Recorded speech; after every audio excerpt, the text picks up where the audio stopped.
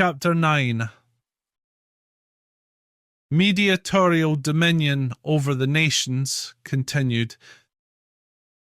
Sixthly, it is the duty of nations, as such, to have respect to religion.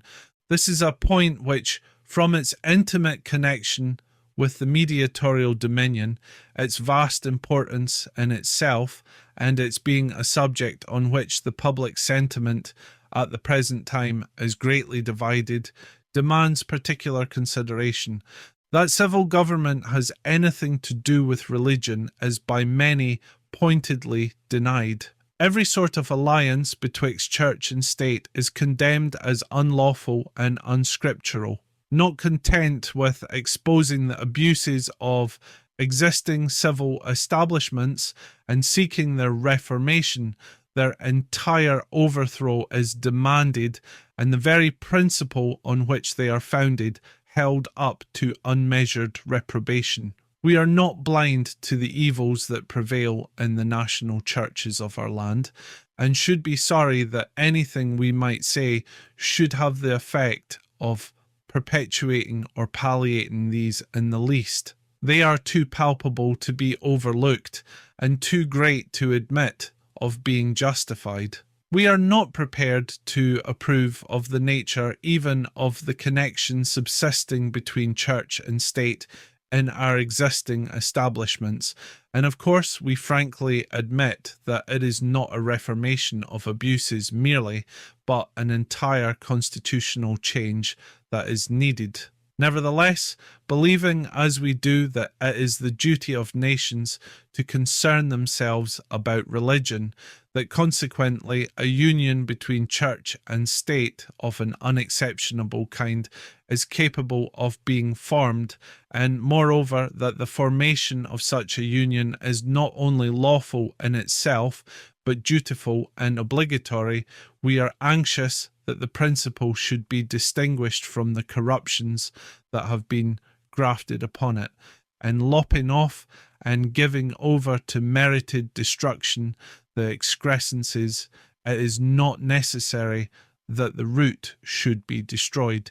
In the preservation of the principle, we see involved the glory of the Messiah, the good of his church, and the best interests of civil society itself.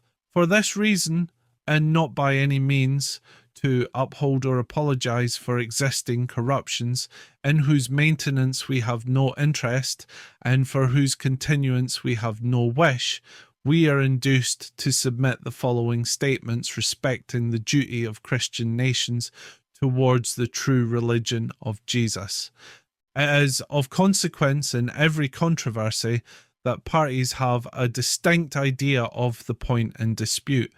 The things in which they agree and those in which they differ ought to be well understood. In the present instance, it may not be easy to give unexceptionable definitions. We beg attention, however, to the following distinctions. It is not whether it be the duty of a Christian nation to establish a false religion, but whether it be not its duty to establish the true religion. It is not whether it be the duty of the Church of Christ to seek alliance with a heathen, anti-Christian, and immoral state, but whether it may not enter into alliance with a government possessing the character and subserving the purposes of the moral ordinance of God. It is not whether it be the duty of the state merely to afford legal protection or positive toleration to the true religion, but whether it be not its duty to extend positive favour, encouragement and support to the Church of Christ. It is not whether the Church of Christ may not exist and even prosper without the favour, encouragement and support of the state, but whether it may not be the duty of the state to extend such countenance to the true religion. It is not whether the state has power in and over the church so as to interfere in any way with her internal jurisdiction and management, but whether it be not competent to, and the duty of, a Christian state to frame regulations about the church, or respecting the external interests of religion, whether, in short, a Christian state be not possessed of power circa sacra, although having no authority whatever in sacris. These statements will help to limit and explain the point on which the present discussion turns. And without adopting any of the definitions of a civil establishment of religion that have been given either by their friends or by their enemies, or venturing on any definition of our own, the proposition we design to explain, confirm, and defend is this: that it is the duty of a nation as such, enjoying the light of revelation, in virtue of its moral subjection to the Messiah, legally to recognize, favour, and support the true religion. In this discussion, when we make use of the term state, we mean a civil government possessing the character of the moral ordinance of God, and when we speak of the church, we mean the church possessing and maintaining the true religion of Christ. First, this proposition is but a natural and necessary inference from the fact, already established, of national subjection to the Messiah. Nations and their rulers are, as we have seen, the subjects of Christ. They are under not only his providential control, but his moral authority. Now the religion of Christ, that is to say his church or spiritual kingdom, must be to him an object of the deepest interest.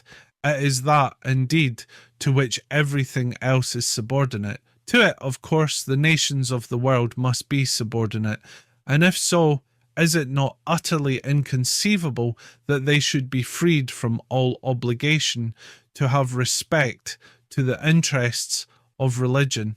Indeed, it sounds paradoxical or self-contradictory to say that nations which hold so prominent a place among the moral subjects of the Messiah should be not only exempted but absolutely prohibited from taking any concern about that which is dearest to the heart of their sovereign. The dominion of the head of the church over civil society renders it not only expedient and safe, but dutiful and obligatory for nations as such to interest themselves about the true religion. The doctrine of the mediatorial headship over the nations lays a firm and ample foundation for an alliance between church and state, which has been rashly pronounced to be in every case unlawful, unchristian, and sinful. While this doctrine is admitted, it will be difficult to refuse the legitimacy of the inference in favour of the alliance in question. If men would only look without prejudice at the plain testimony of revelation, there might be less disputing on this point. Does not the Apostle Paul speak of God having put all things under the feet of Christ and given him to be head over all things to the church? Mark the language. It is not only head over all things, but head over all things to the church. It is for the sake of the church that he is invested with universal regal authority. In other words, the end of Christ's universal mediatorial dominion is the good of the church. Thus far, all is clear and undeniable, but the nations are among the all things over which Christ is appointed head. It follows then that Christ is appointed head over the nations for the good of the church. If so, there must be some way in which the nations are capable of subserving the interests of the church.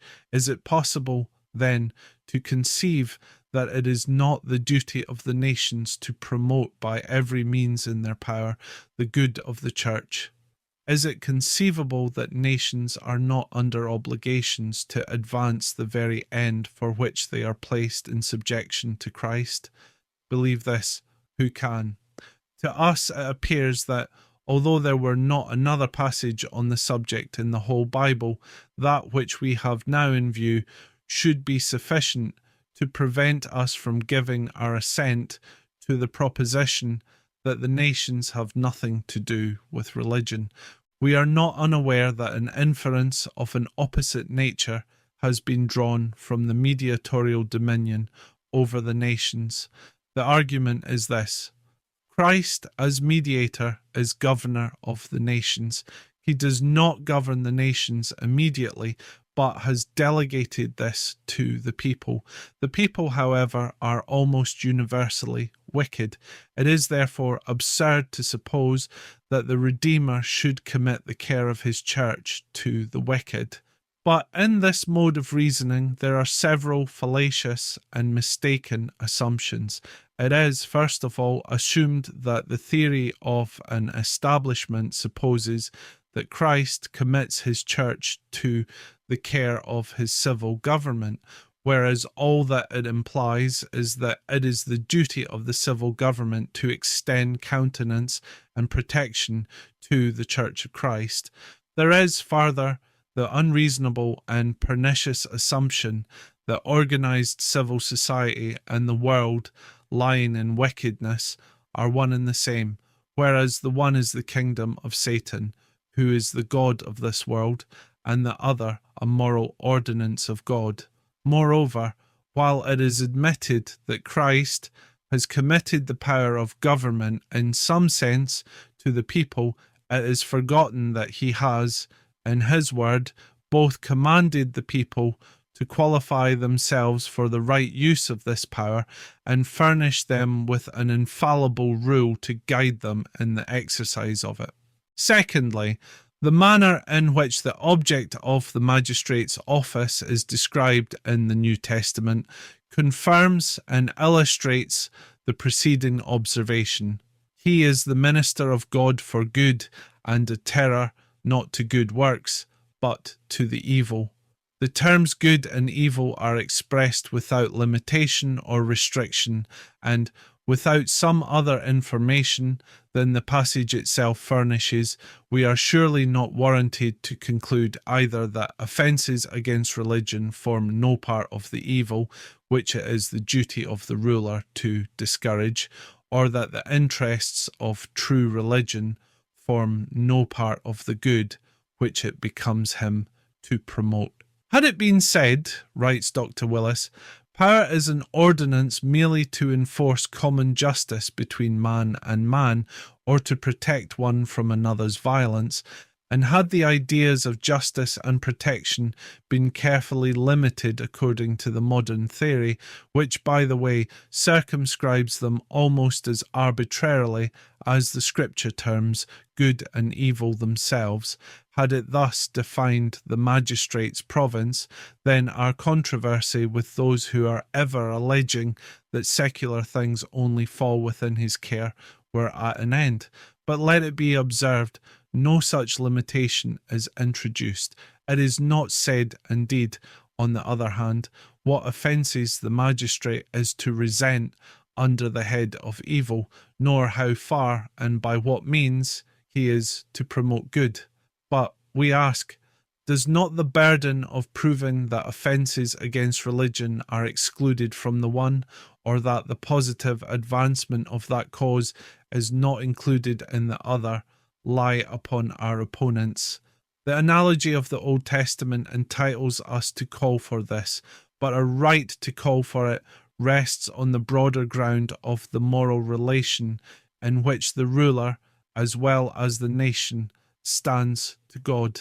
A moral relation for which the moral law must be the rule.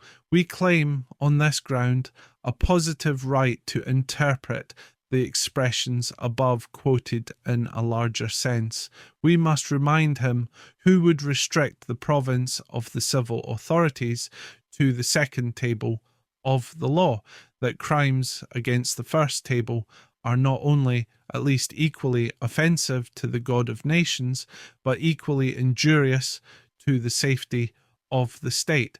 Outrages on the majesty of heaven open contempt of the mysteries and the rites of religion are more to be dreaded by society than even fraud or oppression, and will more certainly work a nation's ruin. And on the other hand, the good connected with the encouragement of sound morals and the diffusion of Christian truth is more valuable than any resulting from the wisest human policy acting merely on the selfish principle of man. We do not, then, forget that the more immediate end of civil government is the outward order of the community. But if every ordinance of God is bound, as it surely is, to seek its end in connection with his glory who ordained it, they who rule may not warrantably regard with indifference the best, because the divinely appointed means of moralizing and civilizing the human race. And besides that, in this view, Christianity comes into the contemplation of a right and wise policy. Surely he who is God's minister for good must be bound, as far as secular power may go, to second its higher object. Thirdly, the scriptures of the Old Testament undoubtedly contain divinely approved examples of such a connection between church and state as that for which we contend. Under the patriarchal economy, which, by the way, bore a closer resemblance in many respects to the Christian dispensation than did the Jewish, we meet with a striking combination of things civil and ecclesiastical in Melchizedek. This remarkable person was both a king and a priest. He was king of Salem, that is, a prince, a monarch, possessed of regal authority, and exercising civil dominion over a particular district more or less extensive and populous. He was also priest of the Most High God, that is, invested with the sacred functions of the sacerdotal office, and appointed to treat with God on behalf of men by means of sacrifice. These offices were real, not figurative merely. His bringing forth bread and wine to Abraham when returning from the slaughter of the kings was a regal act. His blessing Abraham and receiving from him tithes distinctly recognize his sacerdotal character. Now, the fact of these offices being combined in the same person, whatever design there may have been to point forward by it to him who sits a priest upon his throne, shows that there is no such incompatibility between things civil and sacred as to render all union of them necessarily sinful and improper. It is utterly inconceivable that Melchizedek was required either, on the one hand, to abstain from any exercise of his regal functions which might subserve the ends of his priesthood, or, on the other, in the discharge of his sacerdotal functions, to avoid having any regard to the civil interests of the people over whom he ruled. Such a separation of objects and interests may be pronounced to have been, in the circumstances, impracticable and, to say the least, unnatural. This is sufficient to convince us that it was not required, and we may safely conclude that Melchizedek, in acting in the double capacity of King of Salem and priest of the Most High God, felt no jarring of claims, no jealousy of interests, but the most perfect harmony and cooperation between the functions of his respective offices. Here, then, we have one example, at least, of the combination of things civil and sacred, possessing the authority and approbation of God, as it is spoken of in the Scriptures, not only without censure, but with obvious commendation. We have another example under the Mosaic economy in the case of the Jewish kings. Into the nature or details of the civil establishment of religion under the law, it is not necessary that we should here enter. We have at present to do with the fact that legal countenance and support were given under that dispensation to the church, that Moses and Joshua and David and Solomon and Hezekiah and Josiah concern themselves in their capacity of civil rulers about the interests of religion, about the erection of places of worship, the support of the ministers, the removal of obstructions, and the correction of abuses, will not be denied. This is all that we require for our present purpose. It proves beyond all controversy that union of church and state is not necessarily, abstractly, or in itself sinful, else it never could have received the sanction of divine approbation at any time.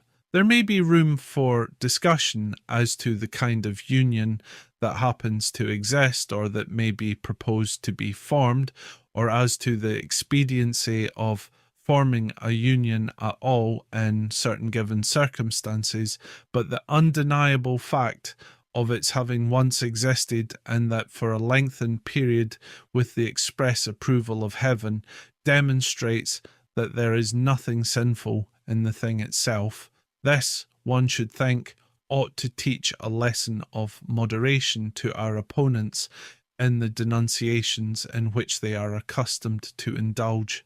However unsparing in their censure of abuses, or decided in their opinion of inexpediency, they ought to beware of even seeming to cast a reflection on the wisdom and rectitude of the Almighty, by unceremoniously pronouncing all civil establishments of religion as in their very nature and tendency unscriptural, anti-Christian, oppressive, unjust, and essentially sinful. Is there unrighteousness with God? God forbid. Shall not the judge of all the earth do right? And as if to teach us in the most impressive manner the perfect compatibility of a friendly alliance between civil and ecclesiastical matters, as if to make it palpable to all and forever that there is nothing incongruous in the union of the king and the priest, the throne and the altar, the scepter and the censer, the crown and the mitre. At every stage of the Jewish history we meet with two distinguished characters, the one civil and the other sacred, acting together a conspicuous part and exhibiting the most perfectly harmonious cooperation. Such were Moses and Aaron, Joshua and Eleazar, David and Abiathar, Solomon and Zadok, Hezekiah and Azariah, Zerubbabel and Joshua. These are the two anointed ones that stand by the Lord of the whole earth. To all this it may be said in reply that these are Jewish things, that they belong to a system which has vanished away and furnish no pattern for the imitation of believers under the New Testament dispensation. It is admitted that there were some things peculiar in the Jewish establishment which succeeding nations are not bound to imitate, but it will not surely be contended for that the whole was peculiar. There were certainly some things about it both moral and exemplary, and the question is whether the duty of the civil ruler to interest himself about religion was not one of these things. It is not pleaded that all the actions of rulers among the Jews are imitable by Christian magistrates, or that the latter have exactly the same power which was allotted to and exercised by the former. But it will not follow from this that we can draw no argument from the conduct of Jewish rulers to establish the warrantableness and duty of Christian magistrates employing their power in support of religion. Some are ready to conclude that the argument is entirely set aside when it is allowed that there is not an absolute sameness between the two cases. Nothing can, however, be more unfounded than this conclusion. Such a mode of reasoning is of the most dangerous tendency, and if applied in all the extent to which it will lead, it would cut off the practical use of the greater part of the Old Testament. According to it, no argument could be drawn from the approved examples which it records of persons of any rank or in any station, of parents or children, husbands or wives, masters or servants, because many of their actions were peculiar or clothed with extraordinary circumstances. The apostle argues for the support of a gospel ministry from that which was given to the Levitical priesthood, but his argument did not imply that they should be supported exactly in the same way. 1 Corinthians 9:13 and 14. The priestly and prophetical offices were extraordinary and typical in a sense in which the regal among the Jews was not, yet we do not scruple to illustrate the office and enforce the duties of ministers of the gospel from those of the priests and prophets, especially in their actions with reference to the public state of religion and in advancing reformation. The judgments inflicted upon the Israelites in the wilderness were in many respects peculiar, yet the apostle holds them out as monetary and samples to the Corinthians. 1 Corinthians 10. The prayer of Elijah was extraordinary, yet the apostle James urges it as exemplary to Christians. James 5:16-18. And shall we suppose that the actions of Jewish magistrates form a single exception, and that they were so peculiar that we cannot reason from them in the way of example or analogy? Persons may affect to talk of the difficulty of ascertaining what is moral and exemplary from what was peculiar, and by dwelling on the more intricate cases, may endeavour to lead away the attention from the subject altogether. But why should it be magnified and represented as insurmountable any more than others of a similar kind?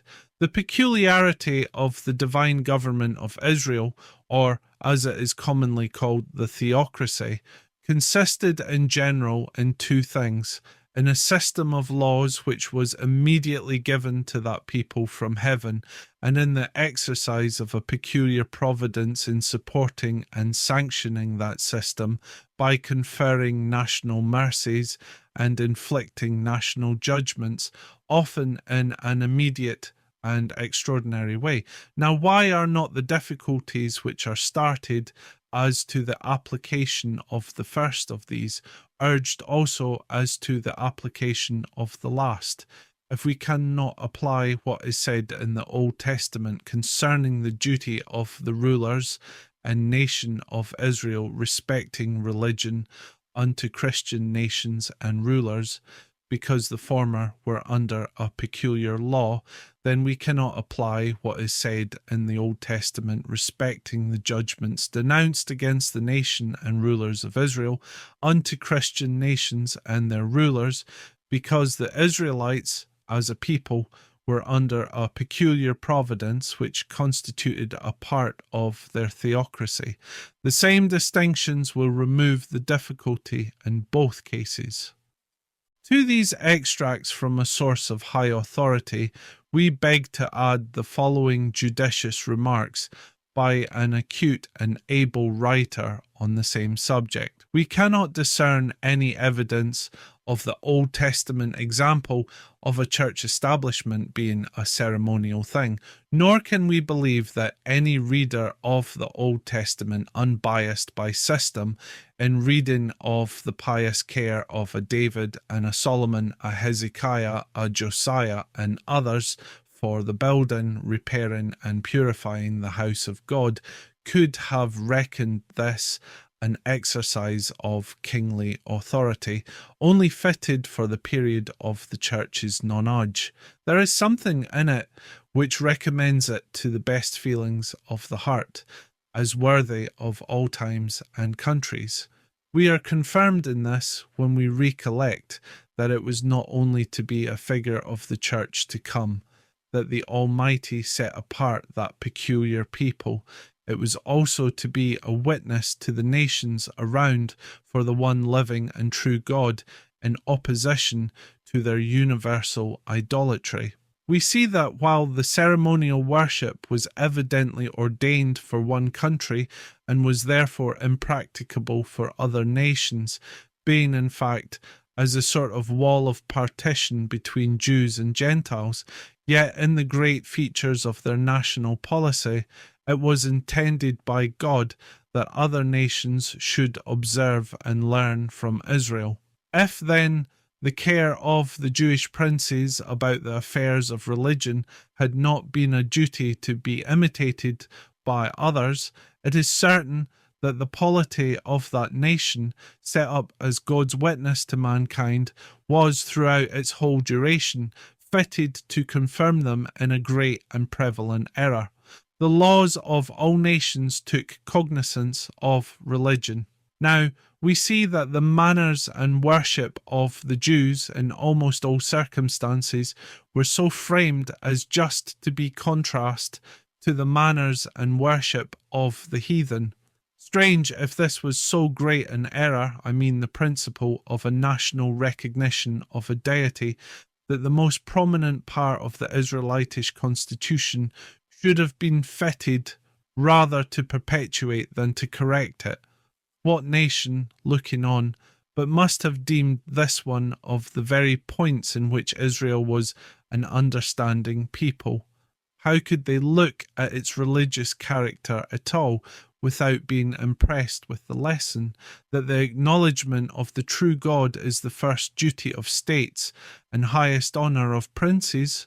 Why they did not learn of them more to profit, it does not fall to us here to explain, but we are sure it was in the plan of providence, even while the typical institutions could not be adopted by them as nations, and the mystery was to be hid for ages, that the great principles of natural religion should be visible in the church and state of the peculiar people, and so far make the heathen inexcusable. Just then, as the reasons specified in the judicial law itself show that certain statutes above referred to were of moral and perpetual obligation, so do these reasons appear to us conclusive as proving that the precedent of a national establishment of the church is available as a moral example. So much in reply to the objection by which it is attempted to neutralize the argument from Old Testament examples, namely, that these examples are Jewish, but it may not be irrelevant to remind our readers that the Old Testament contains others besides Jewish examples. We have already specified an instance before the Mosaic economy in the case of Melchizedek, and we now beg leave simply to remark that several instances are on record of Gentile princes who, with marked approbation and distinguished success, employed their influence to promote the welfare of the church. Cyrus, king of Persia, issued a decree respecting the rebuilding of the house of the Lord at Jerusalem, and we are expressly informed that it was the Lord who stirred him up to do so. Darius afterwards published an edict to the same effect. Another regal enactment of the same nature was passed by Artaxerxes. These are examples the force of which cannot be set aside on the score of being Jewish, and yet they were highly approved. Blessed be the Lord God of our fathers, said the pious and patriotic Ezra, in grateful acknowledgment of the divine goodness, who hath put such a thing as this in the king's heart, to beautify the house of the Lord, which is in Jerusalem. Fourthly, from the examples just adverted to, it may be inferred to be agreeable to the light of nature or sound reason that nations should interest themselves in religion. The cases we have specified may be said to be extraordinary, but the fact that almost all nations, ancient as well as modern, barbarous as well as civilized, have incorporated with their constitutions laws respecting religion shows that these extraordinary impulses were in accordance with the dictates of nature. We wait not, however, to argue from this fact, but avail ourselves of it only as introductory to some observations on the intimate connection subsisting between religion and civil society. The church and the state, so far from being diametrically opposed, are intimately connected, capable of friendly cooperation, and fitted to exert the most happy mutual influence on each other.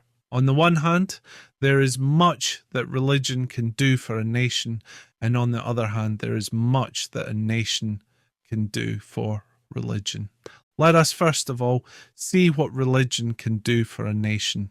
True religion, apart from the influence it is fitted to have on the inhabitants and rulers of a country individually, cannot but affect beneficially its civil institutions and interests. Whether the government be monarchical, aristocratical, democratical, or mixed, it is not difficult to see that religion must have a mighty effect in directing it toward the ends it is designed to subserve and guarding it against the evils to which it is incident.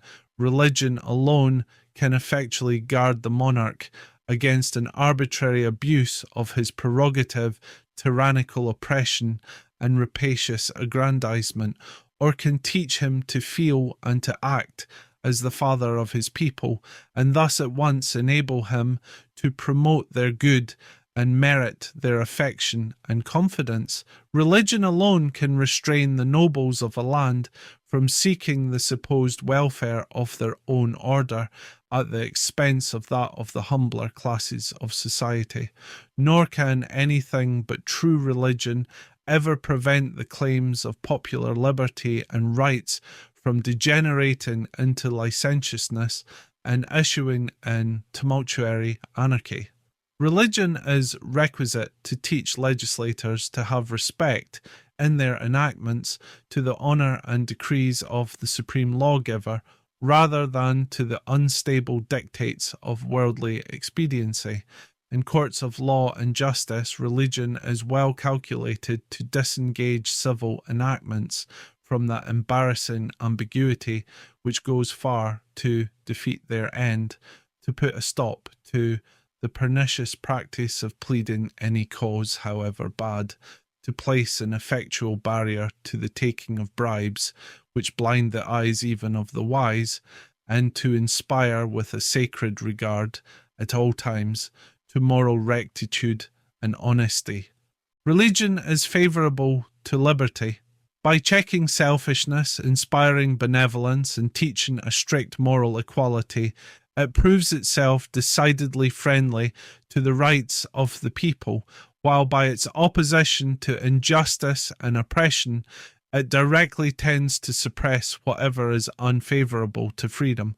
Without religion, nations may aim at freedom, but they can never attain it.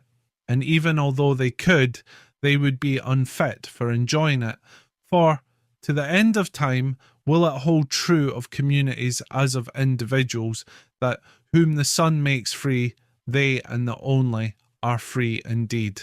It might even be shown that religion is fitted to operate favourably in regard to national wealth by securing industry, by restraining indulgences injurious to health, by hindering all profuse and foolish expenditure of public money, and by preventing to a great extent, and at all events ameliorating, the evils of pauperism which spreads like a leprosy over an immoral population. However despised and overlooked by worldly economists, the statement will be found to rest on a basis of immovable truth, that godliness is profitable unto all things, having promise of the life that now is, and of that which is to come. It requires little penetration to see how religion is subservient to the peace of a nation. It is directly opposed to those false views of national honour which would associate the glory of a people with the pomp and circumstance of war.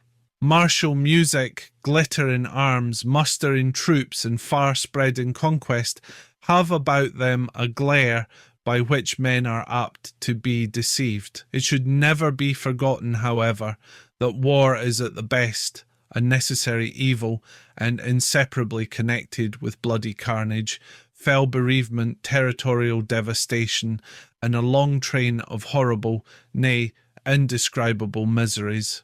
Religion directly tends to promote the blessings of peace. Securing peace with God, it inculcates peace between man and man. It puts a check to those ambitious designs and wicked passions which will be found on the one side or on the other, or perhaps on both, to originate those wars which prove a scourge and a curse to mankind, while it teaches all to aim at bringing about that happy predicted state of things when men shall beat their swords into plowshares and their spears into pruning hooks. Nation shall not lift up sword against nation, neither shall they learn war any more. Religion can alone secure the true morality of a nation. Its sanctions are powerfully calculated to restrain those outbreakings of injustice and violence which the laws of civil society are designed to repress, and against which mere human enactments and punishments will be found but an ineffectual safeguard. Nor can anything but true religion present effectual barriers to that torrent of impiety and profligacy, against which no penal laws can be directed, but which powerfully tends to sap the very foundations of national prosperity and to call down the curse of God upon a people. In short, without religion, no nation can feel itself secure. Ungodliness provokes the anger of the Lord, and like Israel of old, the nation that neglects religion and gives itself up to iniquity will not be able to stand before its enemies. It may truly be said of such, their defence is departed from them, for by so doing they incur the displeasure of him who is the only sure defence and refuge in the day of trouble. Warriors and statesmen may affect to despise all this, while they put their trust in human wisdom and prowess, but God can soon teach them that it is religion alone that can render a country invincible, that the prayers of the godly are more to be trusted than swords of steel, the sighs of true penitence a surer safeguard than all the thunders of artillery. Religion is, in truth, the cheap defence of nations. These remarks on the connection between true religion and the welfare of a civil community are supported alike by Scripture, reason, and history. Righteousness exalteth a nation, but sin is a reproach to any people. Proverbs 14:34. This sacred maxim is illustrated by all history. The nation of Israel was most prosperous when it was most religious under the pious reigns of David and Solomon. And when did it become an abomination and a hissing and a destruction? But when it departed from the Lord and filled up the cup of its iniquity by rejecting the Messiah. The same thing might be said of other nations of antiquity. The period of their greatest prosperity will be found to be that of the greatest prevalence of public virtue. It has been remarked that in proportion to the prevalence of truth, justice, benevolence, and industry were their glory and splendour, while their decline and final overthrow were marked by luxury, voluptuousness, envy, injustice, and vainglorious ambition. The nations which have been hurled down from the supremacy which they formerly possessed perished not from the want of resources, but of the courage and the skill to use them. God had taken their hearts from them, and they fell into an evil snare. They bowed down under the load of unrepented sin and submitted their necks to the conqueror. Babylon, Persepolis, Greece, Rome, and Constantinople were fuller of wealth and arms on the day that they opened their gates to the conqueror than when poor and few in numbers, but resolute in spirit, they first started in the career of victory. Had God restored to them the mind of their forefathers, they would soon have rolled back the battle from their gates, difficulties and dangers which were bringing on their speedy doom would have disappeared as a dream, and with united hearts and hands they would have re-edified to more than their former height their temples and their bulwarks. But sin, with the power of an avenging God, is the ruin of every people. He turns their wisdom into folly, and their strength into weakness.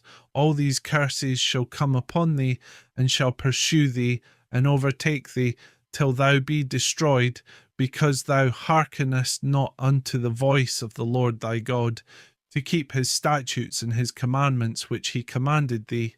Because thou servest not the Lord thy God with joyfulness and gladness of heart, for the abundance of all things. Therefore shalt thou serve thine enemies which the Lord shall send against thee, in hunger and in thirst, and in nakedness, and in want of all things, and he shall put a yoke of iron upon thy neck, until he hath destroyed thee. Such being the close connection between religion and the best interests of civil society, passing strange were it indeed if nations were not at liberty, nay, were not under obligations, to interest themselves about religion. It will be difficult to show that there is any one thing which can contribute more directly or extensively to the true prosperity of a kingdom than religion. And yet, we are asked to believe that this one thing a kingdom must do nothing to introduce, to support, or to diffuse. Every nation is surely bound to use all lawful means of advancing its prosperity. And are we to be told that the means which, above all others, tends most powerfully to this end, is one of which it is unlawful for a nation to avail itself? True, the direct and immediate end of civil government is not the maintenance of religion, but the promotion of order, peace, and justice. Yet, religion being a means, an eminent means, to the attainment of this end, no government, having the opportunity, can neglect to improve it without incurring the guilt of neglecting its own true welfare. As religion can do much for a nation, so a nation has it in its power to do something, may we not say much also, for religion. It is admitted to be a difficult matter accurately and minutely to define the line and extent of the magistrate's power, circa sacra. We have before remarked that the Church of Christ is strictly independent of the state. Civil rulers, we repeat, have no right to dictate to her her creed, to institute her ordinances, to appoint her office-bearers, to control her government or discipline, in short, to interfere in any one way with either her constitution or her administration. All this we firmly maintain. Yet are there many things which it appears to us, a Christian nation, through the medium of its rulers, has it in its power to do for the true religion. The civil magistrate can extend protection to the Church in the profession of her creed, in the exercise of her worship, in the administration of her ordinances, in the enjoyment of her privileges, and in the possession of her undoubted rights and liberties. These are all capable of being outwardly assailed, but having in herself no power of defence from external attack, she is entitled to look for this to the collateral ordinance of civil government, which possesses the power required, and is under obligation to exert it for this end. Thus much is unquestionably supposed in those who are described as the shields of the earth, being spoken of also as nursing fathers to the Church, a character which they could ill sustain without throwing the strong arm of protection over their tender charge, as well as in the circumstance of its being specified as one end why Christians should pray for those in authority, that they may lead a quiet and peaceable life in all godliness and honesty. This, we believe, will be readily admitted, But what we contend for is not a vague passive toleration of the true religion in common with all manner of false and heretical systems, but an active, formal, authoritative protection of the true religion to which the others have no right, and which consequently they ought not to receive. The nation is capable also through its functionaries of giving a judicial or legal recognition to the true religion. The confession of the Church's faith may be adopted and ratified by the state, without the state being at all chargeable with the iniquity of dictating to the Church what shall be her creed. The authoritative sanction of the magistrate can add nothing indeed to the evidence or weight or obligation or authority of the truths to which it is appended, nothing of the kind.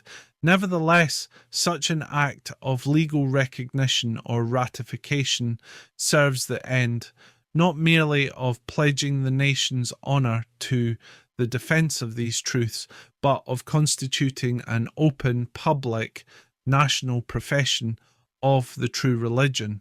A nation, being a moral subject of Messiah, is as much bound to make a profession of religion as any private individual whatever. Can that be a Christian nation which makes no profession of the religion of Christ? And how can such a profession be nationally made, but in some such way as we have supposed, namely, by the functionaries of the nation in their official capacity, giving their authoritative sanction to the Church's creed? It is vain to plead. Here, the difficulty civil rulers must feel in arriving at the knowledge of what is the truth, for this difficulty is not greater on their part than on that of the Church or of private individuals, who it is never once supposed should be exempted on this score from the obligation to profess the truth. The volume of revelation cannot be what its name supposes if its meaning is incapable of being ascertained, and if ascertainable at all, it is as much so by one as by another who possesses the means and chooses to make use of them for arriving at a knowledge of its contents. Infallible accuracy, it is true, is incapable of being attained by the magistrate. But here again he is only on a level with the ecclesiastical functionary and the private Christian, neither of whom can pretend to infallibility any more than the magistrate, nor is perfect accuracy in either case at all necessary. All that is required being that they make a proper use of the means with which they are furnished of arriving at correct views of religion, and that they pronounce according to the best of their judgment. It will be admitted that the civil magistrate may warrantably legislate on subjects connected with the advancement of the arts and the sciences. Does this suppose him to be accurately acquainted with all these, or would it be sustained as a sufficient excuse for his not interfering in such matters that he is not an artisan or a philosopher? We apprehend not, and why, we ask, should he be precluded from legislating in behalf of religion on the ground of incompetency to judge in such matters? Has not the magistrate more easy access to the source of information on the subject of religion than to that on the arts and sciences, besides the subject being one in which he must be understood to be far more deeply interested than in the others? It is quite a mistake to say that the magistrate's giving his countenance to one set of religious opinions in preference to others involves the essence of persecution. This arises from supposing that when the government of a country expresses its approbation of a certain doctrinal creed and form of worship, it must forthwith enjoin on all its subjects conformity in their opinions and practice, and authoritatively require the subjects to believe as the rulers believe. But does this follow? The legislature does not in any sense dictate to the subject what his religion shall be. It only determines what system of religious belief shall be taught with the aid and countenance of the state. No means but what are moral are employed to bring the public mind into conformity with that of the rulers. Every man is left, as far as civil authority or legal coercion is concerned, to choose or reject as he sees fit. The conscience of every individual is left free and unfettered. No one has the slightest ground on which to set up the cry of persecution. The magistrate can, farther, interpose the sanction of the law with regard to the time set apart by God to the stated services of religion. We refer here to the institution of the Sabbath, to be sure on grounds altogether distinct from the sanctions of civil authority. All who have the volume of Revelation are bound to remember the Sabbath day, to keep it holy, and there can be no proper sanctification of the Lord's day in which there is not respect had to the paramount authority of God. But without the interference of the magistrate, it is impossible that Christians, however well disposed, could, generally at least, have it in their power to obey in this matter the law of heaven. And it is surely a duty which nations as such owe to Messiah to take order that there shall be a national observance of the day set apart for celebrating the resurrection from the dead of their prince, even of him who died for our sins, was buried, and rose again the third day, according to the Scriptures.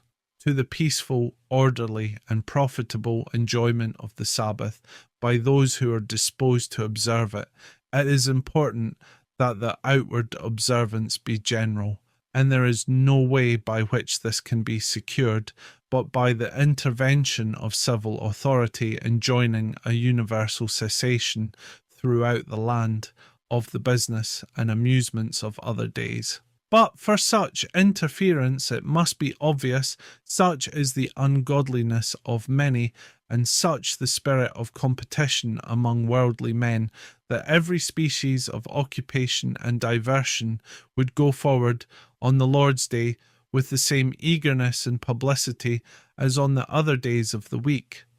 There might be some who would suspend their ordinary pursuits, and retiring into the sanctuary of their dwellings, there pursue their pious meditations and studies, but the bustle that reigned without would effectually prevent their retirement from partaking of the nature of a holy quiet, while their less scrupulous neighbours would, meanwhile, get the advantage of them in the gains of their worldly calling. There might be, and there would be, numbers who, in spite of the sacrifices they were required to make, and the scoffs with which they were sure to be assailed, would still go up to the house of God and seek the advantages and the delights of the solemn assembly.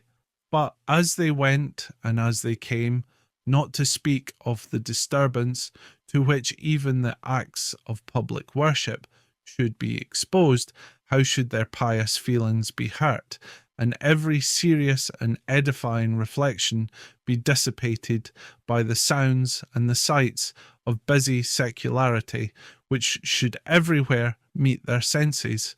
It is vain to tell us that the magistrate cannot enforce the spiritual observance of the Sabbath, and that the Sabbath is not kept as it ought, if kept only outwardly. This is a drivelling evasion of our argument. We know that the magistrate cannot enforce the spiritual observance of the Sabbath, and we do not ask him to do so. We know that secular authority can reach only to what is external. We know that it is the prerogative of God to touch, as it is his only to judge the heart. But does not this hold true in other matters besides the observance of the Sabbath, matters too in which magistratical interference is admitted to be lawful?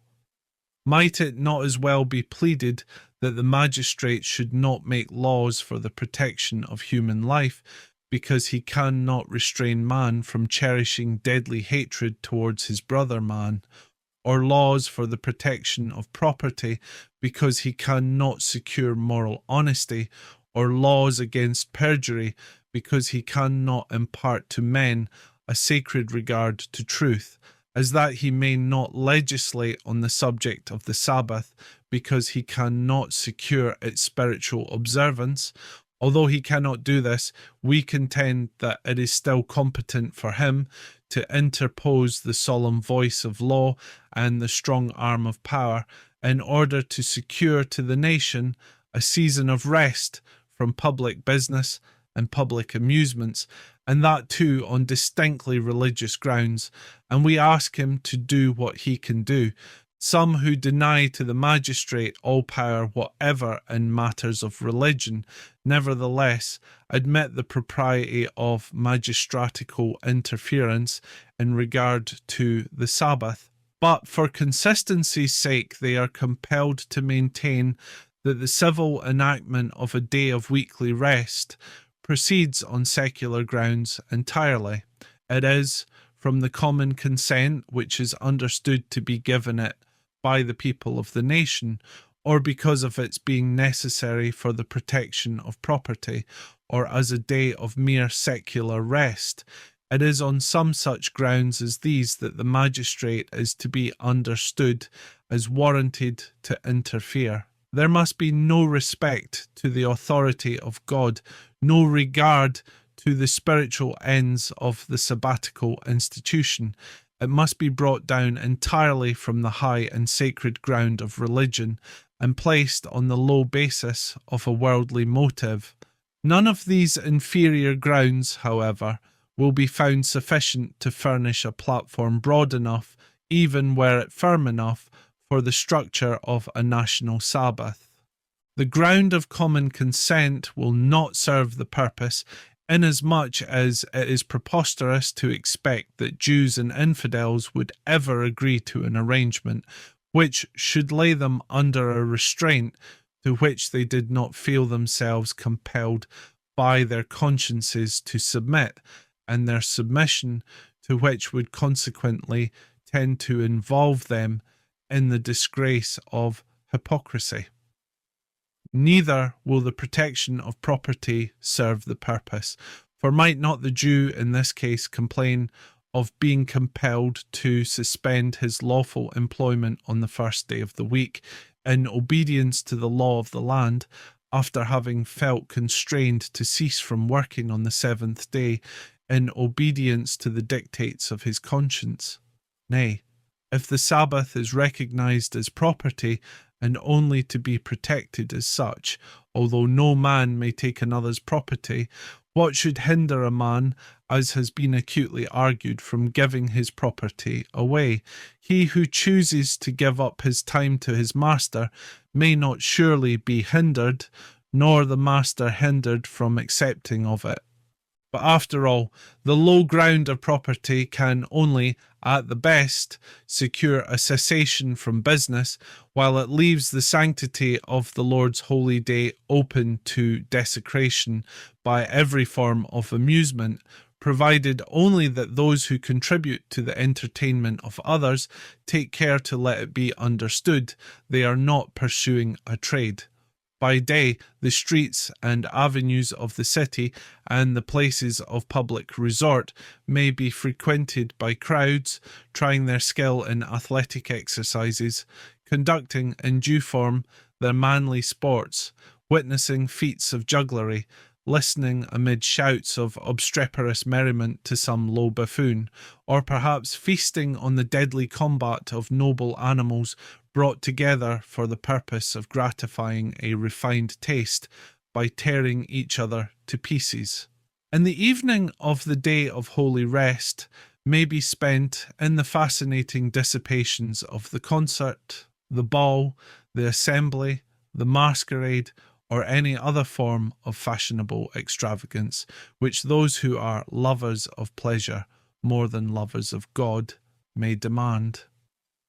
Such are the consequences that must inevitably spring from maintaining that civil authority can be interposed on behalf of the Sabbath on no higher ground than that it is the common property of the inhabitants of a nation. But is it so that the day of the Lord is to be regarded and spoken of as only a species of human property? We absolutely deny, says Professor Willis with becoming indignation, that the fourth commandment is one concerning property. No, not even, properly speaking, is it in part so, except as connected with the end of serving God. The Sabbath is given to no man as his own. It is not merely time which no man may exact from another, it is time which no man may alienate to himself. It is neither the servants nor the masters, except as to be devoted by both to the highest ends of their being. Property. Why, there is another command for that, whether in truth it be money or time that is in question. It will not do, go where we may to seek our warrant for a law on that principle. Let us not go to that sacred statute whose foremost words proclaim its sublimer objects. Thou shalt remember the Sabbath day to keep it holy. Such words repel us, as in a sort profaning holy ground, as doing a kind of sacrilege, when we would, either in the name of an individual or society, grasp at that part of the commandment which may more immediately serve our worldly interests, and separating it from the rest and calling it our own, would avow that with God's part of it we have nothing to do. We know this right would not be pleaded for the individual, but if society can only thus approach the sacred statute, we would say, in the name of religion and of consistency, let the commandment alone. This is desecrating it. It is bringing it down from its lofty altitude. It is erasing from it his image and superscription who challenges it as his own. The time of the labourer is his property, and so to this it must come in seeking to acquit a nation of the duty of recognising the whole divine law as its rule. You have to set up instead as supreme the will of man. Man will not obey such a law long, however well he loves to wield such a power. Man armed, even the ruler armed with such a power, will soon wield it either too little or too much. Public sentiment forming upon such a standard will speedily manifest the opposition of the natural will of man to the will of his Maker. The pious, the timid, will soon find enough to do to hold on in their veneration of religion and its ordinances, unseduced by the example or undismayed by the scorn of others. Farewell to the national Sabbath, farewell as to most to the Sabbath itself, when the law shall avow no higher reasons than these. Farewell the holy quiet of that morn, which was wont to be disturbed only by the ringing of the church bell or the tread of the passenger repairing to the house of prayer. First blessing of our country, first friend of the poor, first among our cherished recollections when in a land of strangers. Instead of the peasant and the labourer conducting their well-ordered households to the sanctuary of God, we shall see the parties of pleasure mustering for their sports, Jew pursuing his traffic with his brother Jew, and the company of worshippers crossed in their path by the crowds repairing to the factory, where the offered alternative of working on that day or another being found to do the work shall have proved too powerful for the juvenile labourer, and carried it over all the sacredness and authority of a parent's example and precept, or shall have tempted even the willing child against his mind, and for the very parent's sake, not to forfeit the means of dependence, perhaps for both. Nor is it the pious and the timid alone who would have reason, in the issue, to mourn the adoption of such a political theory. The irreligious themselves, brought within the mercy of human covetousness, would exclaim, "Ere long, let us fall into the hands of God, but let us not fall into the hands of men." If again the ground assumed as that on which legislation is to proceed is merely that the Sabbath is a day of secular rest, of cessation from ordinary worldly employment, it will be found that neither will this ground serve. For apart from the authority of God and the religious purposes for which he has instituted the Sabbath, what right has any government on earth to interdict its subjects from labour for any length of time whatever, provided they themselves are willing to work?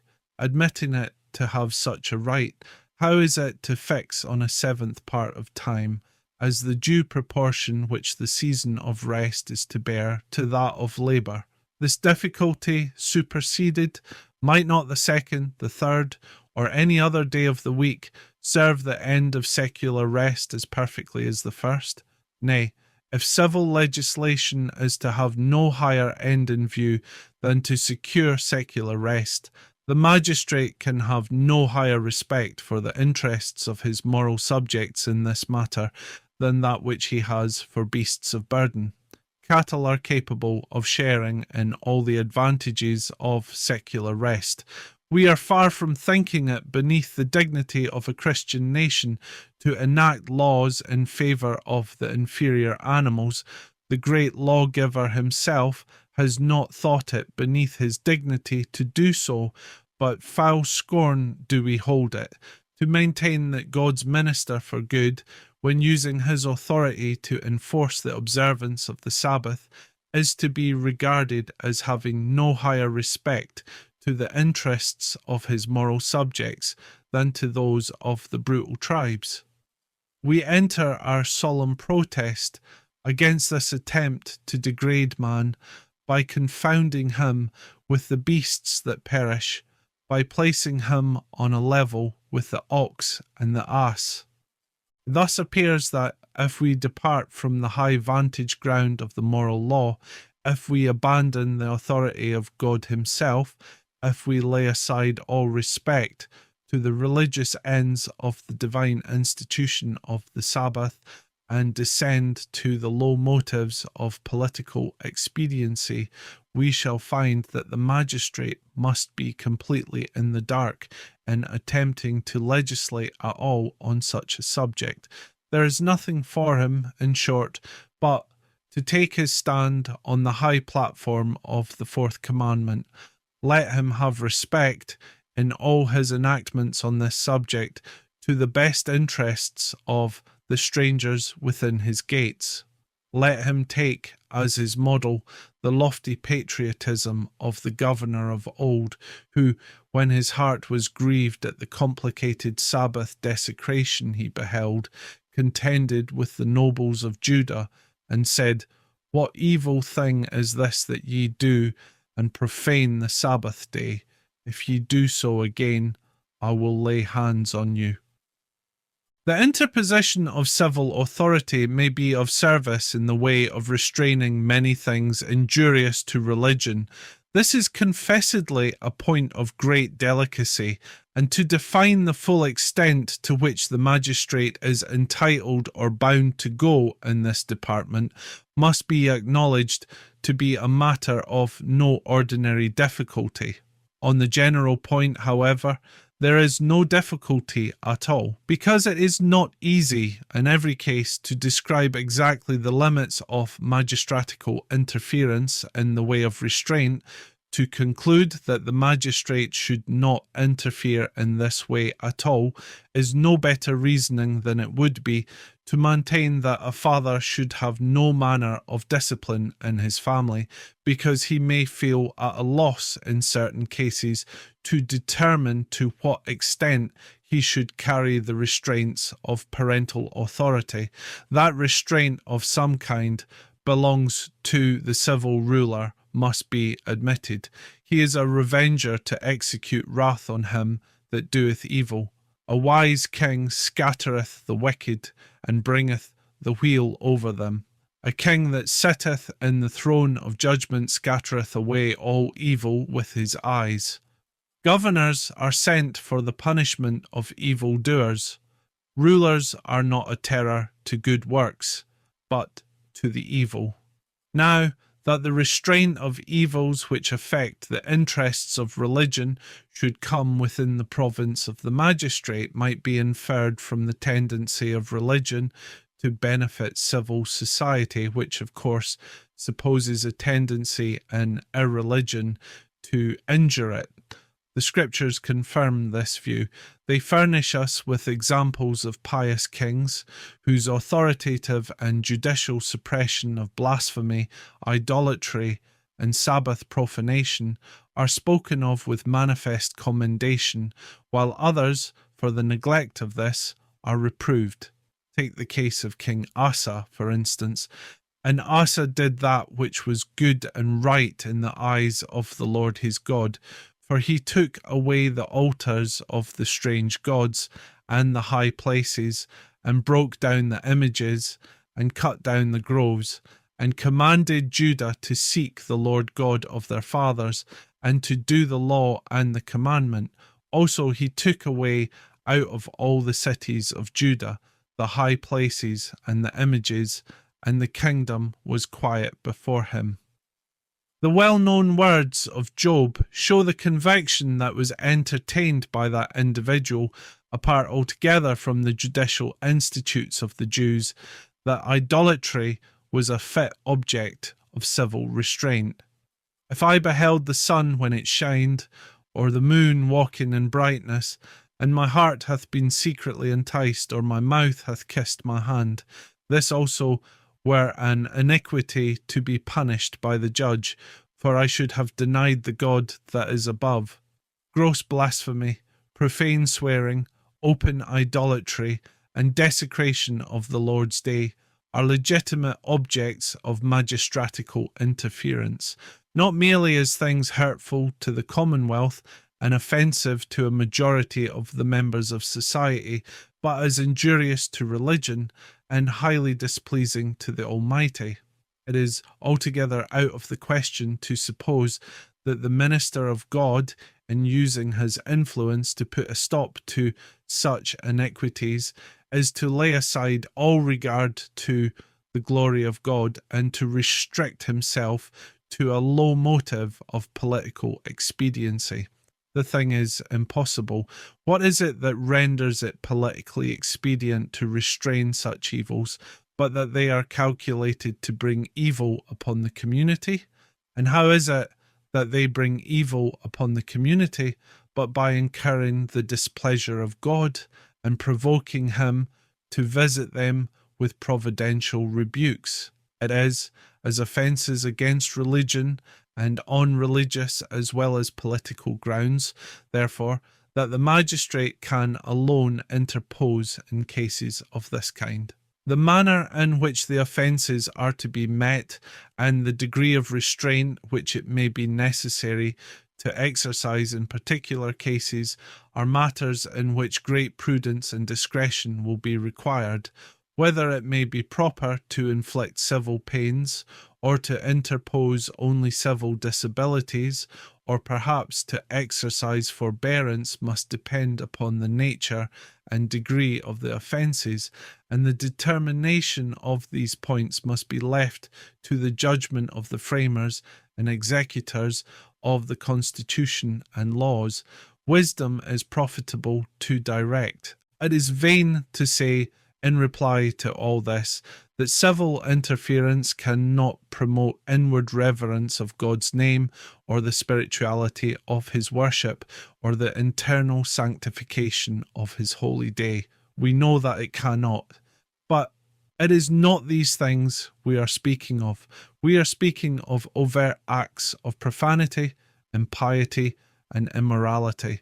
And although the authority of the civil magistrate cannot promote the former, it is fully within its power to restrain the latter, and by so doing to confer no mean benefit both on society at large and on the church. nor will it do to plead, in opposition to what we have here advanced, that it interferes with liberty of conscience.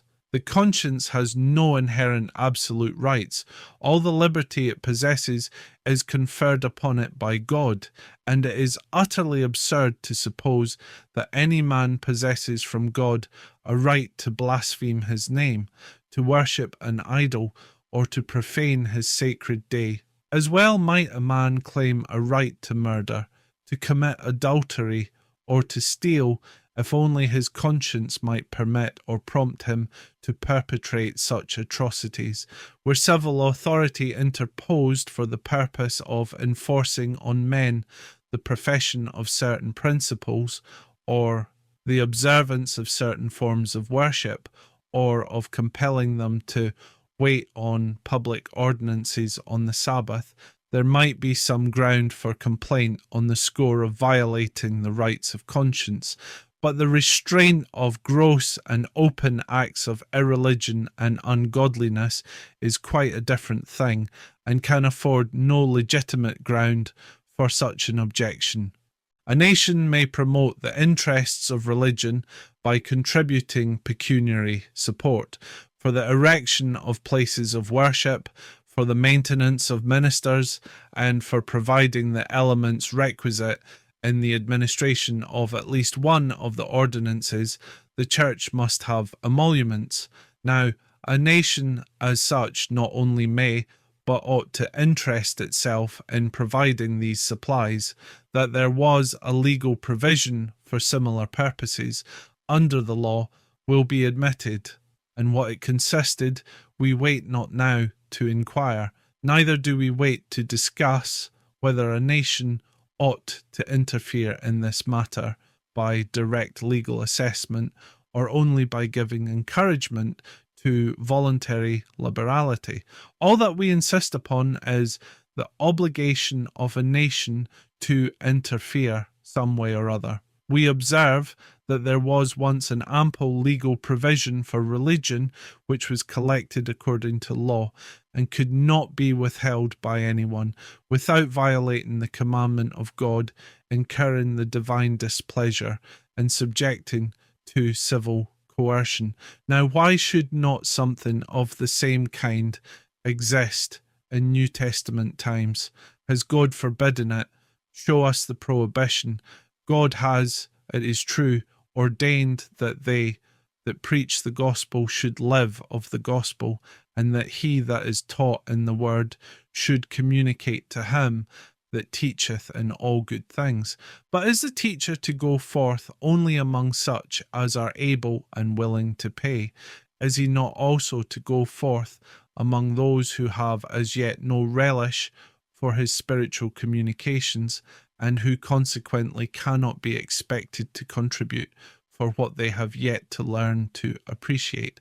How is he to subsist till his labours have been blessed for the conversion of a number sufficient to support him?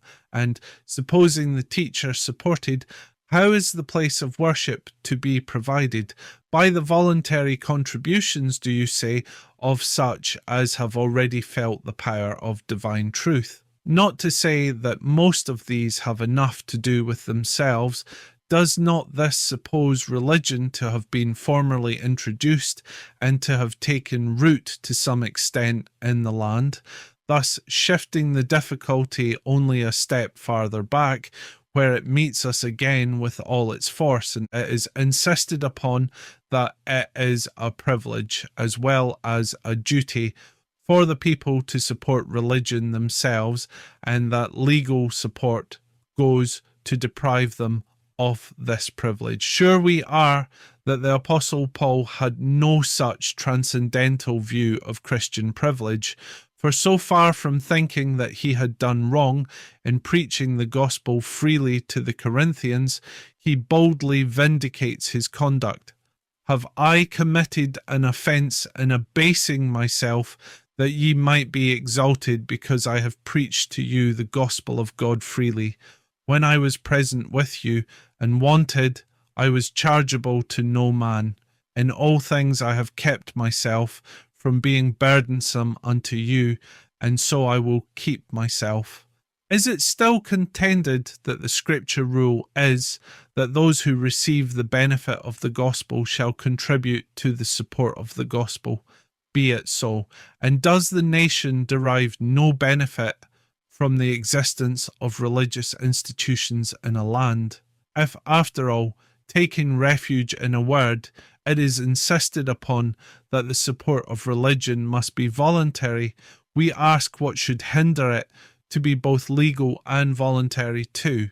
May not a thing be legal and voluntary at the same time? Everything that is legal is not necessarily compulsory, as everything that is voluntary is not necessarily optional. We do many things voluntarily every day, which it is not optional with us as far as law and obligation are concerned, whether we shall do them or not. A legal assessment for the support of religion, it's easy to see, may be rendered compulsory by those who ought to pay it voluntarily and cheerfully refusing to do so. But on whom, in this case, is the evil of compulsion to be charged? Why dwell, however, on such points as these? To what object, we ask, can the resources of a nation be not only more harmlessly, but more profitably applied than the maintenance and diffusion of that religion which exalteth a nation, and which is at once the glory and safety of a land? Shall countless sums be lavished on wars, and bridewells, and prisons, and penitentiaries, and all the machinery of legal, judicial, and police establishments for the detection and punishment of crime?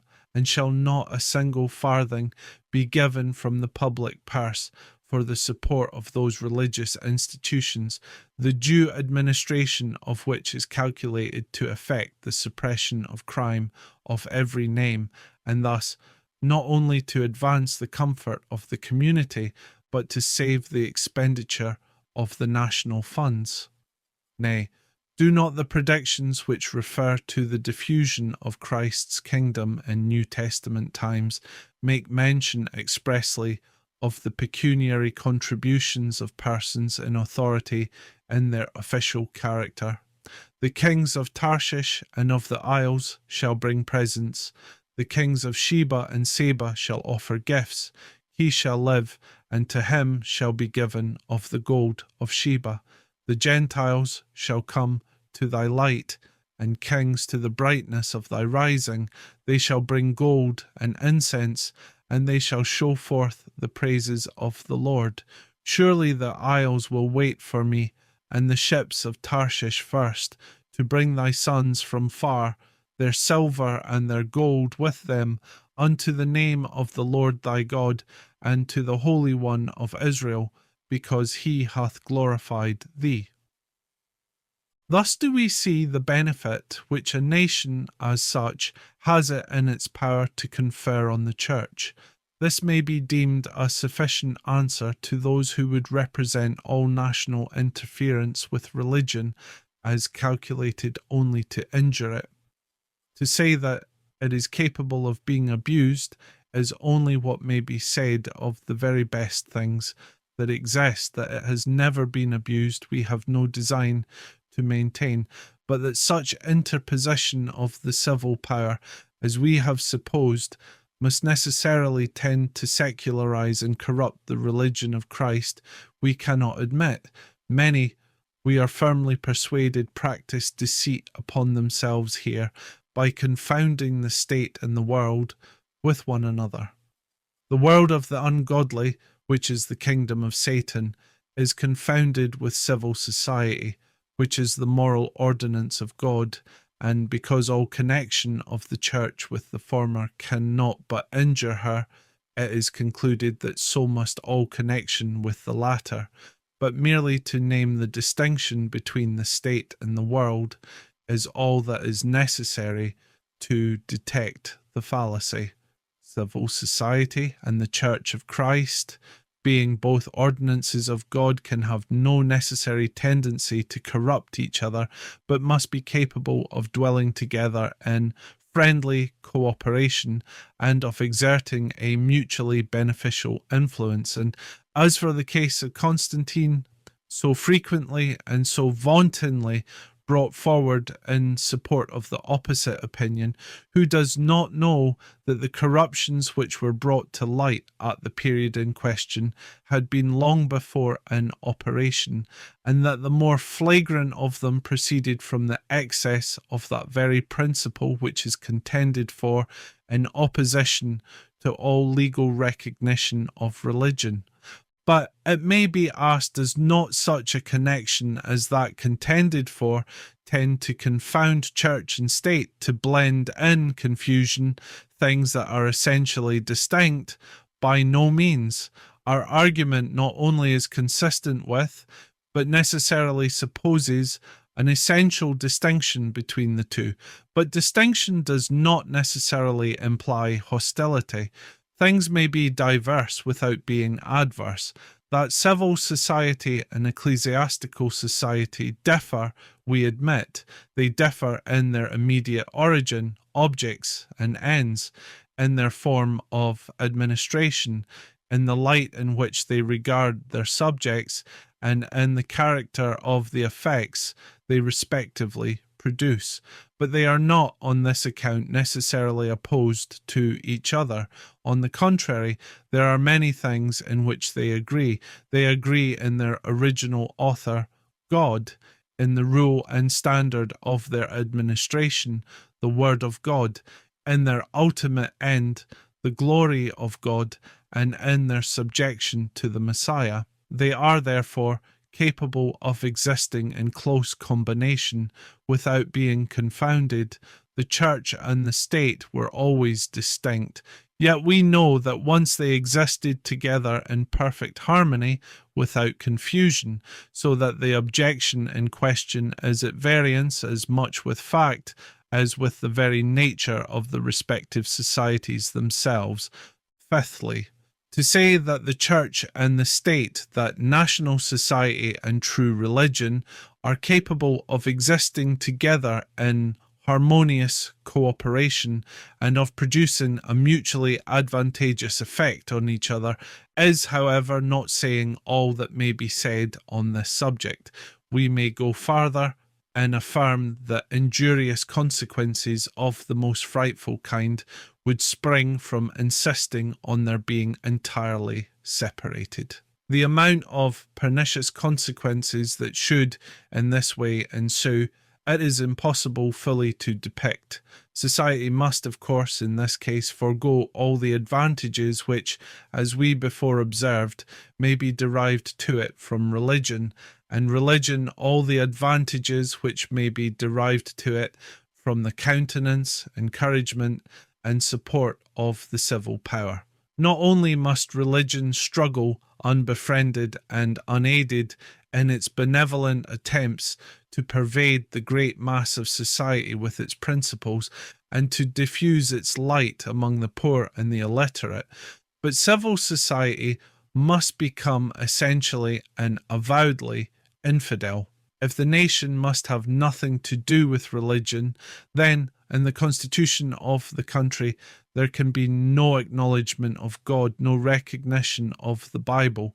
Electors may in this case feel themselves at full liberty in the choice of their rulers to throw aside all respect for religion and allow themselves to be wholly swayed by the all-powerful influence of party politics.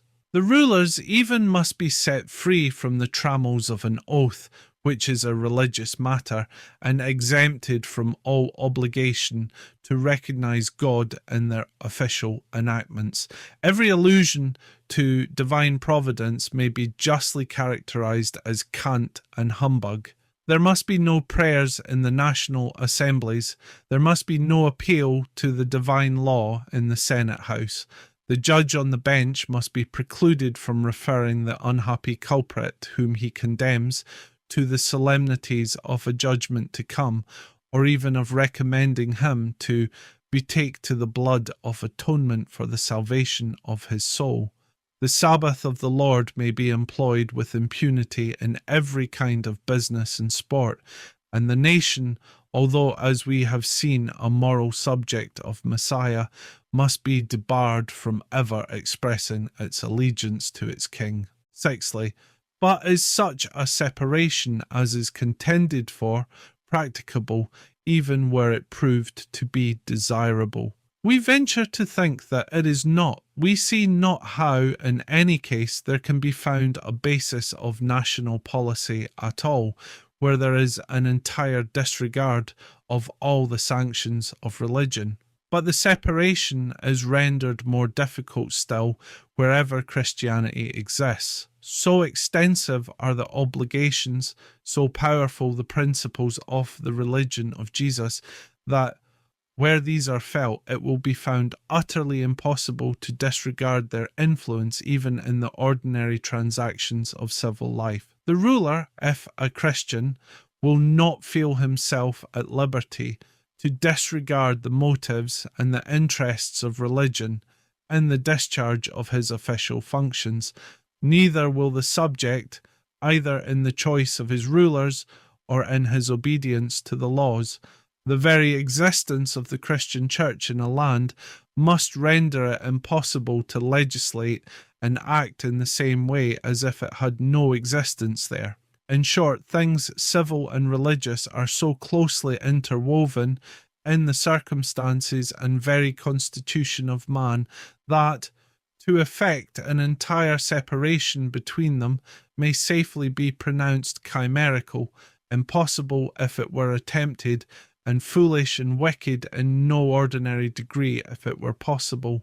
It is easy to say, in opposition to the whole argument maintained on this subject, that Christ did not call in the aid of the civil power in support of his church at the commencement, that it flourished notwithstanding and in spite too of bloody persecutions during the primitive ages, and that, from the time of its alliance with the state, its purity and prosperity began to decline. The case assumed in the latter part of this statement is, as has been often shown, not matter of fact. The corruptions of the Christian Church, as already hinted, were in existence long before the time of Constantine, and the decline of her prosperity can be traced distinctly to other causes than the countenance extended to her by that distinguished individual. And as to Christianity's having been established at first without the aid of the civil power, this circumstance would form an unanswerable objection to anyone who should maintain that religion could not exist or prosper without the aid of the civil magistrate. But this, be it remembered, is not our opinion. The question is not whether religion can exist without national support, but what is the duty of nations towards the religion and Church of Christ, and if her primitive prosperity without the countenance of the state is to be pleaded as a valid reason why the Church should always remain in the same circumstances.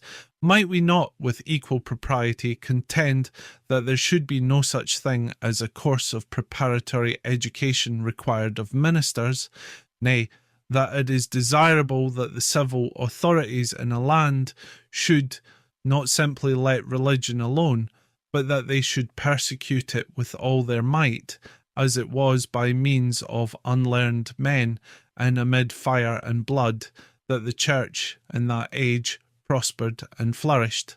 What the head of the Church may choose to do for her protection and support in extraordinary circumstances, and in order to subserve the purpose of setting in a clearer light her spiritual independence and divine vitality, can form no rule of procedure in other circumstances.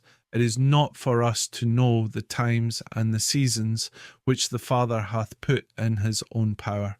It is our duty, while we observe with devout adoration the workings of his providence, to take as our guide the dictates of his holy and infallible word. Nor does it become us to prescribe to God the manner in which the expression of his will, in any case, shall be conveyed to us. The want of a direct precept can form no valid objection in the matter under consideration any more than in other cases, such as infant baptism and the Christian Sabbath, for which no direct injunction can be pleaded, and whose obligation is admitted on much the same sort of grounds as those on which the duty of nations to encourage and aid the true religion is supported. Such are some of our reasons for maintaining that it is the duty of nations, in virtue of their moral subjection to the Messiah, to have respect to the interests of his church. The grand basis of this obligation, we beg to remind our readers, is the moral supremacy of Christ over the nations.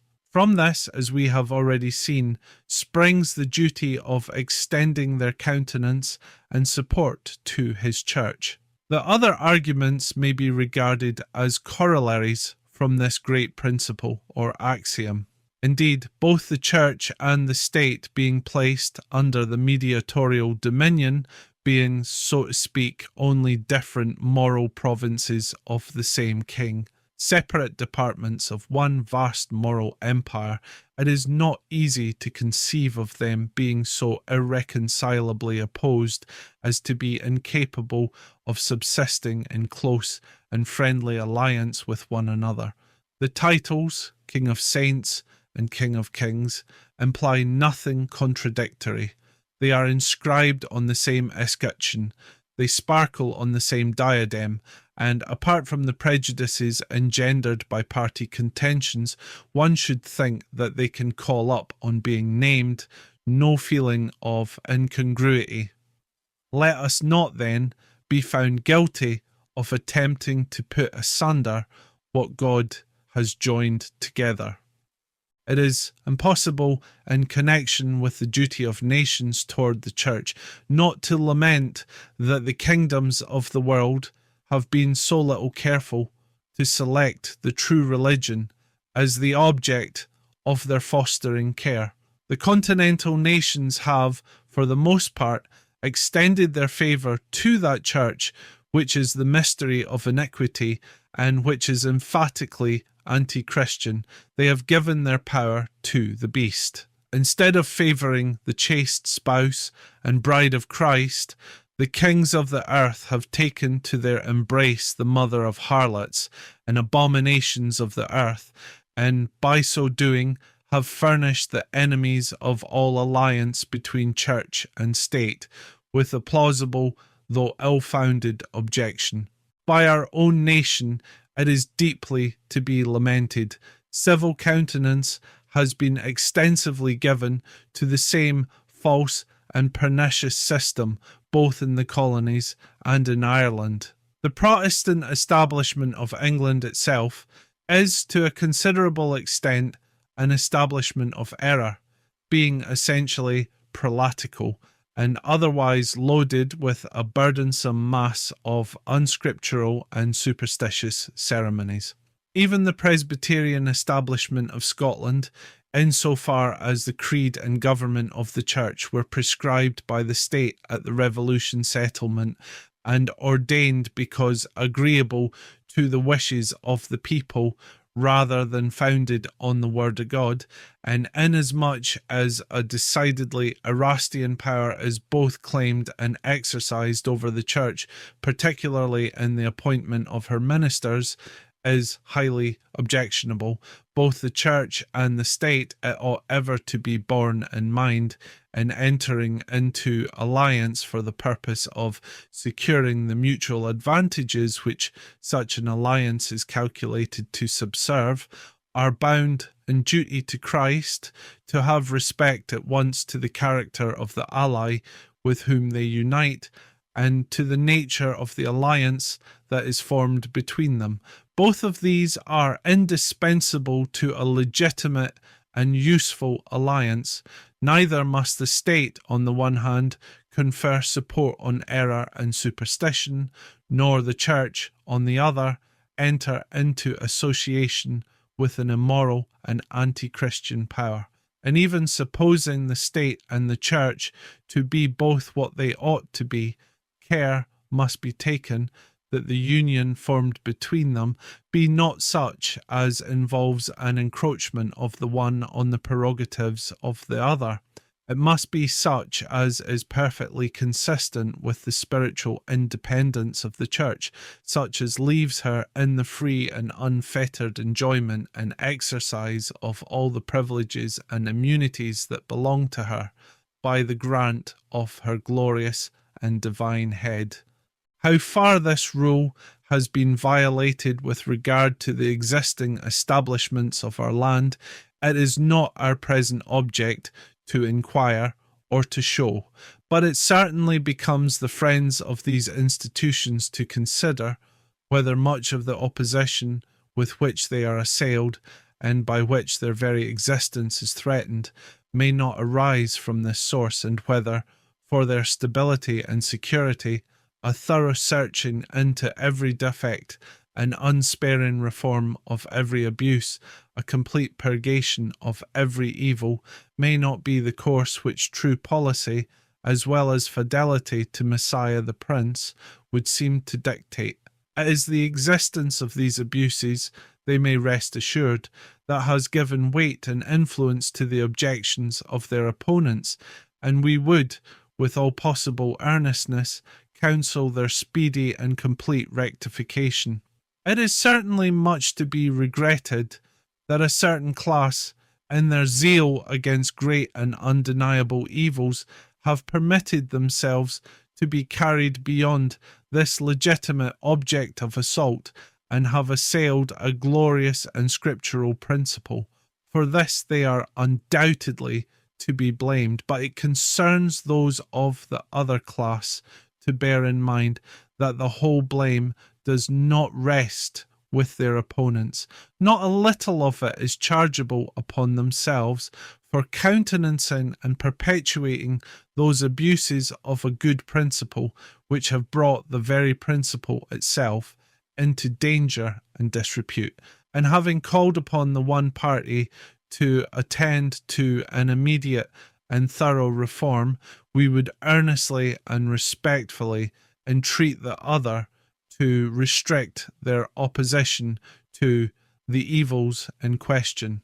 They will find here ample employment for all their artillery. In this department, while they conduct the warfare like men breathing the spirit of the gospel and seeking the interests of truth, let them spare no arrows.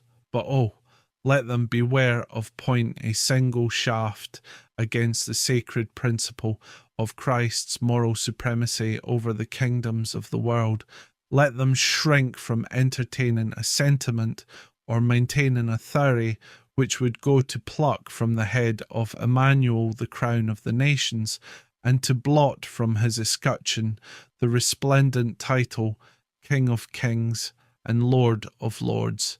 There are those who occupy neutral ground, who are connected with neither the one party nor the other, who stand aloof from existing establishments on account of what they conceive to be wrong in them, and who yet feel themselves bound to contend for the principle that nations ought to have some respect for religion. Such we would recommend to keep their ground firmly, and to turn to good account the influence their peculiar position enables them to exercise. They may find it difficult to steer clear of taking a side in a controversy which is waged with much fierceness, but let them be persuaded that by doing so they must impair their usefulness. At once their duty and safety are to stand still. Not that we mean that they should stand still in idleness or unconcern, but that they should continue to occupy the ground to which they believe those who have erred on the one side and on the other must ultimately come. Let them contend earnestly for the truth of the great principle, the adoption of which in its purity is, they are persuaded, to bless in the end both the church and the nations with contentment, peace, holiness, and glory, and let them hold up to the view of all the banner of Christ's crown and covenant, that both civil and ecclesiastical societies may come under its protection and do homage to the king in whose name it is unfurled. By identifying themselves entirely with the one or with the other class of combatants, they must give up something for which it is important they should strive, and can only subserve, at the best, the interests of a party. But by holding fast the position they now occupy, they may be of service to the general cause of the Redeemer. The friends of truth, the subjects of him who is king in Sion, must stand prepared to surrender the applause of man whose breath is in his nostrils, must value above everything the approbation of the Almighty, and aim at all times at being able to say in sincerity, "We serve the Lord Christ," by taking a decided stand on their own proper ground without being moved from it by the dread of singularity, and without suffering themselves to be swallowed up in the devouring vortex of party strife or of latitudinarian indifference. Their very position of apparent neutrality will carry in it a distinct and palpable testimony for the truth as it is in Jesus. Prove all things, hold fast that which is good. Wherefore take unto you the whole armour of God, that ye may be able to withstand in the evil day, and having done all to stand. Stand therefore, having your loins girt about with truth, and having on the breastplate of righteousness, and your feet shod with the preparation of the gospel of peace. Behold, I come quickly. Hold that fast which thou hast, that no man take thy crown.